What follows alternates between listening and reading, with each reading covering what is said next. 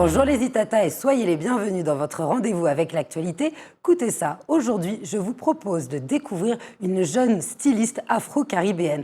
Elle propose une mode originale, pleine de peps, pleine de couleurs et surtout influencée par ses différents voyages et surtout son métissage.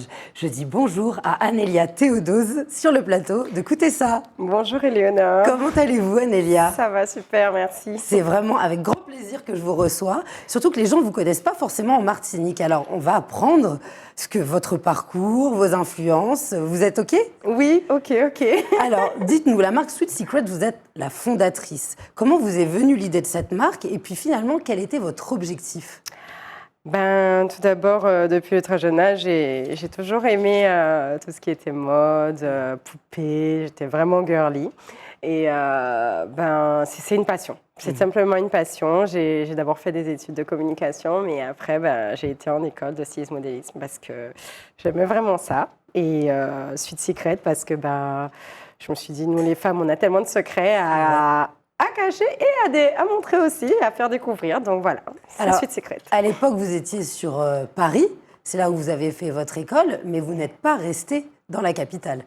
Non. Tout de suite après mes études. Bon, avant, j'étais en Guadeloupe aussi. Ouais, mais je suis d'origine martiniquaise et gabonaise, d'où le afro-caribéenne. Et après, je suis allée au Gabon. Je suis rentrée au Gabon parce que je me suis dit, pour redécouvrir aussi mes origines, vu que j'ai grandi plus aux Antilles. Et c'est là où j'ai monté mon atelier et je me suis dit, je me lance. Mais j'ai déposé ma marque dès ma deuxième année en école de stylisme modélisme.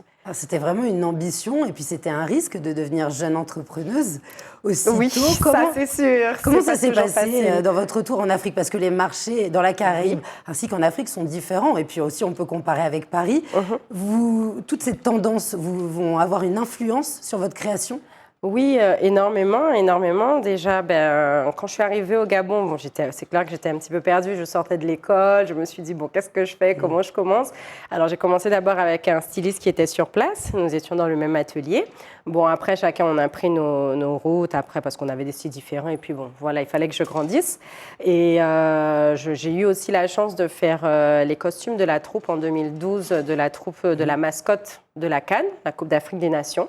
C'est ce qui m'a lancée. Et après, j'ai commencé mes collections et ainsi de suite et à me démarquer comme j'ai pu.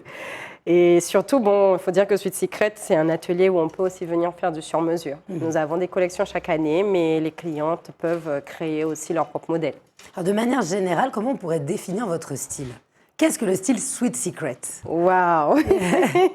Le style Sweet Secret, alors déjà pour moi, c'est une femme libre, exotique et contemporaine, qui ose. Le style Sweet Secret, c'est le style métissé. Après, on est quasiment tous métissés maintenant dans le monde. Il y a tellement de déplacements, les gens se mélangent énormément. Donc, on va y trouver du wax, comme on va y trouver des soies. C'est pas forcément parce que je suis afro-caribéenne que je vais faire un style forcément wax. Mais on retrouve toujours certaines touches. Alors, vous vous trouvez vraiment à la confluence de plusieurs continents, on l'a bien compris. Vous êtes métisse, vous le revendiquez. Puis surtout, vous portez le message et l'image d'une femme libre.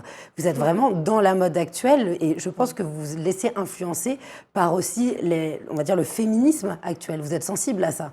Oui, bien sûr. Je suis très sensible, peut-être pas radicale, mais je suis très sensible. Après, la femme et l'homme, chacun a sa place pour moi. Oui, mais je pense qu'il faut vraiment qu'on évolue avec le temps et qu'on dépasse certaines limites. Et vous êtes audacieuse. D'ailleurs, on le retrouve dans les titres de vos défilés. Vous pourriez nous donner quelques exemples? Waouh. Déjà, mon premier défilé, c'était en 2013, vraiment que j'ai organisé moi-même. Et c'était Let Me Be a Sweet Secret. Donc, c'était un peu comme une introduction pour dire, laissez-moi être ce doux secret, caché comme dévoilé, parce que des fois, je fais beaucoup de jeux de transparence avec les tissus dans certains modèles. Et il y a Plaisir exotique. Cette collection était très colorée, très jaune, pour rappeler justement mes origines antillaises. Et je dis antillaise parce que j'ai grandi en Guadeloupe, mais je suis de la Martinique. Donc, c'est pour dire que bon, je n'oublie Bien pas sûr. quand même que j'ai grandi en Guadeloupe aussi. Et il y a quoi d'autre? Alors, il y a Love Pablo. Oui. Love Pablo. Alors, Love Pablo, c'était une période aussi où j'étais très, très, très, très, très amoureuse. Et je me suis inspirée un peu des femmes de la pègre, les femmes de gangsters, parce qu'elles sont très classe, très chic. Ce sont des femmes qui ont un pouvoir d'achat. Donc, c'était un petit peu ça le style pour Vous cette voyez collection. du noir avec de la couleur, Voilà, vraiment des noir, transitions. blanc, Oui. du rouge, des touches de rouge pour le côté intense. Et Et la voilà, dernière en voilà. date, qui était en 2022. Alors, en 2022, c'était Afro-Caribbean Vibes, qui était une collection très sexy. Et vu que ça fait 2 ans que je suis vraiment revenue sur les Antilles, j'ai vu comment la femme antillaise évoluait, son côté très audacieux dans ses vêtements, le côté sexy. Et c'est pourquoi j'ai mis Afro-Caribbean Vibes. Alors finalement, le fait de bouger, ça vous permet de vous renouveler.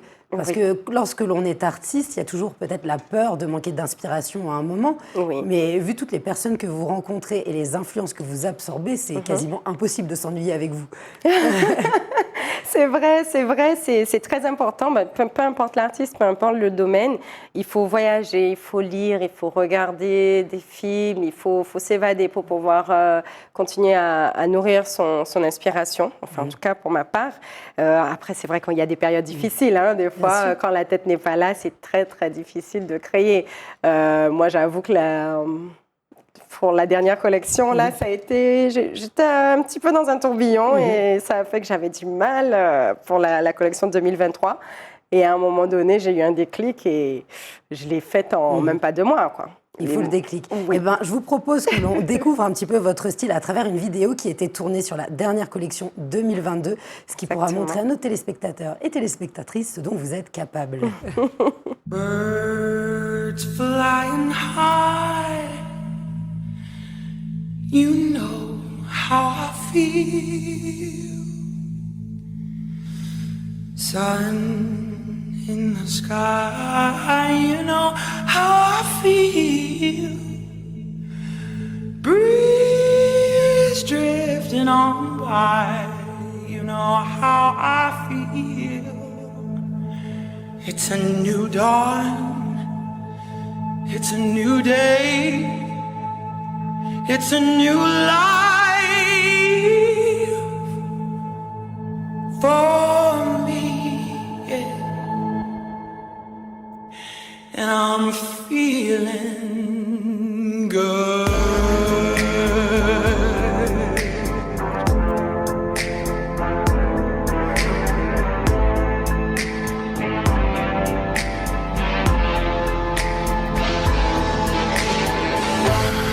Fish in the sea, you know how I feel.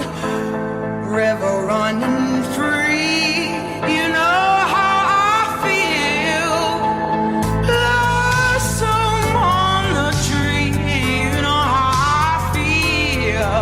It's a new dawn, it's a new day, it's a new life for me, yeah.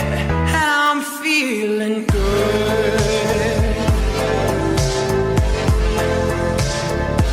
And I'm feeling good.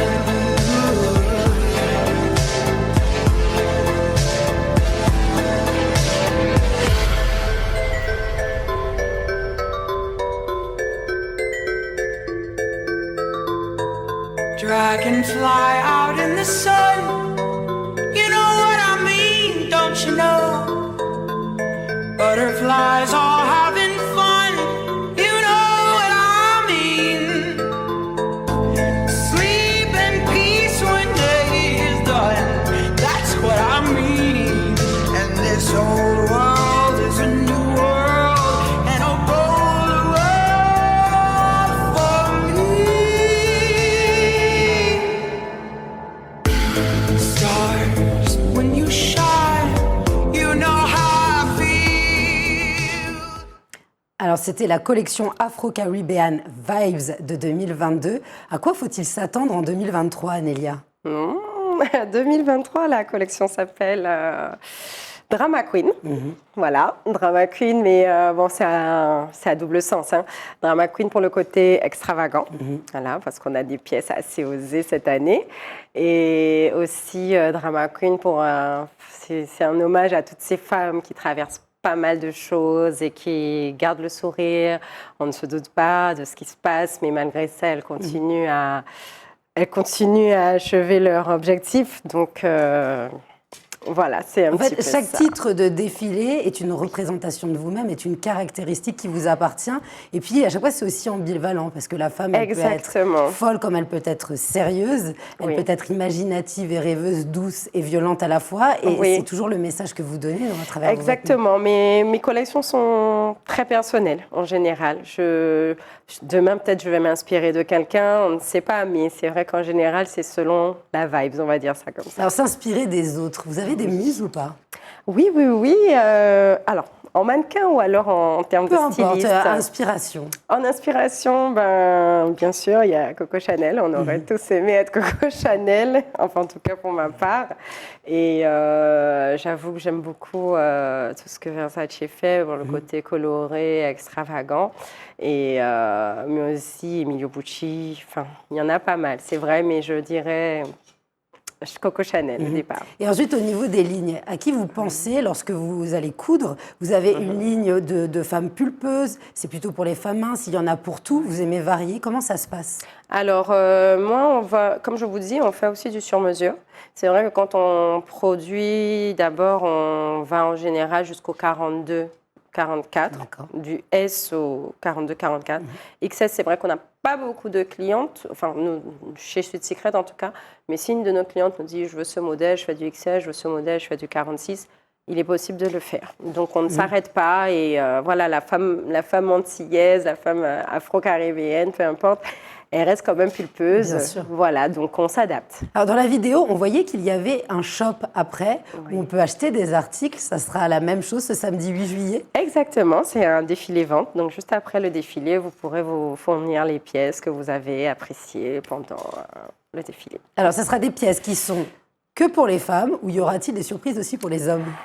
Il y aura des surprises pour les hommes. Chaque année, on essaie toujours de faire 2-3 pièces pour les hommes. C'est vrai que notre cœur de cible, ce sont les femmes, mais on pense toujours aux hommes chaque année. Nous faisons aussi des accessoires, mais c'est vrai que pour la Martinique, on n'a pas encore restock, on va dire ça comme ça. Mais en tout cas, en termes de vêtements, voilà, il y aura pas mal de choix. Sweet Secret, ce n'est pas que des vêtements, il y a aussi des sacs, des chaussures. En tout cas, dans votre boutique que vous aviez développée, il y avait un panel de choses, parce que vous aimez la mode de manière transversale. Oui. On des sacs, des sandales, vraiment, on essaie de pousser pas mal parce que souvent, une cliente, elle va venir, elle va te demander « mais je mets ça avec quoi? Je mets quelles chaussures? Je mets quel sac ?»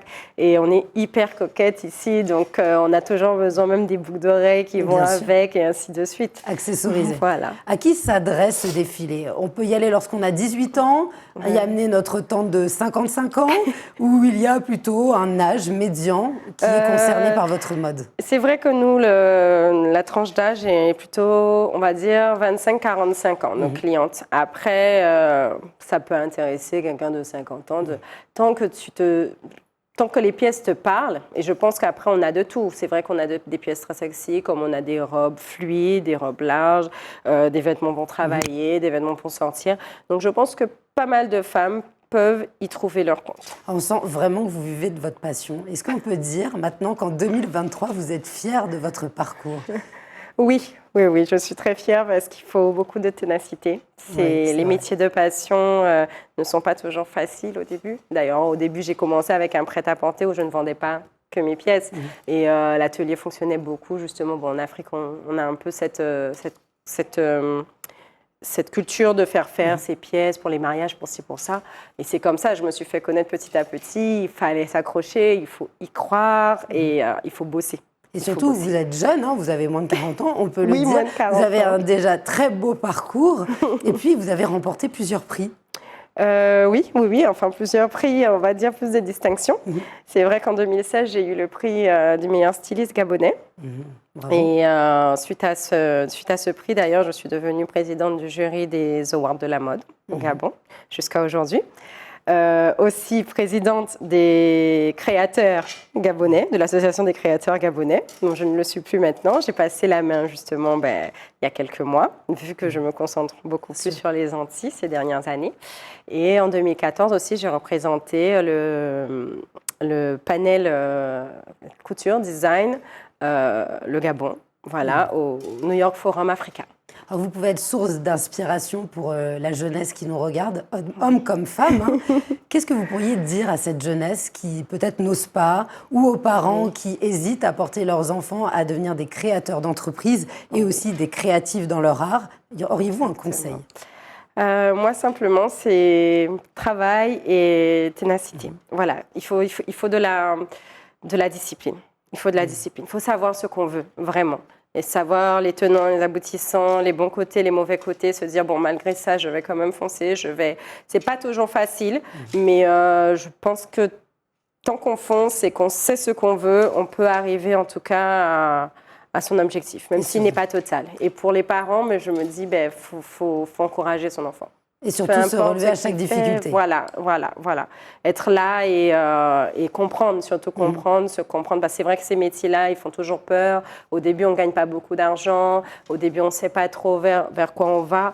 Mais il faut encadrer. Il faut encadrer, faire des recherches, voilà. Et accompagner. Et accompagner, exactement. Et vous êtes le modèle d'une réussite. Bravo, Anélia.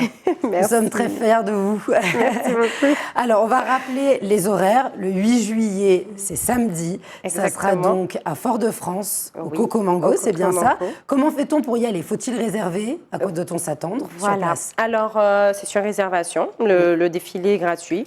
Il faut venir au Coco Mango. D'ailleurs, je leur dis vraiment merci parce que je suis en partenariat avec eux. J'ai la chance de pouvoir trouver un très bel endroit pour pouvoir faire mon défilé. Donc, merci beaucoup.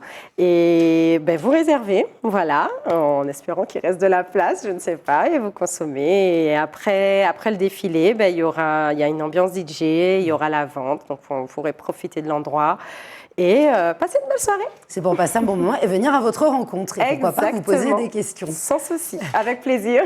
Merci beaucoup, Anélia, d'être venue. Merci à toi, Eleonore. La première fois à la télé Zitata cette année. Exactement. On espère que c'est le début d'une belle série, n'est-ce pas? J'espère aussi. Ça me tient à cœur de rentrer chez moi. Et à très bientôt. Merci. Pour présenter la prochaine collection. Oui, à bientôt. Merci les Zitata de nous avoir suivis à travers cette balade du style. Et puis je vous dis à très vite pour un prochain rendez-vous de Écoutez ça.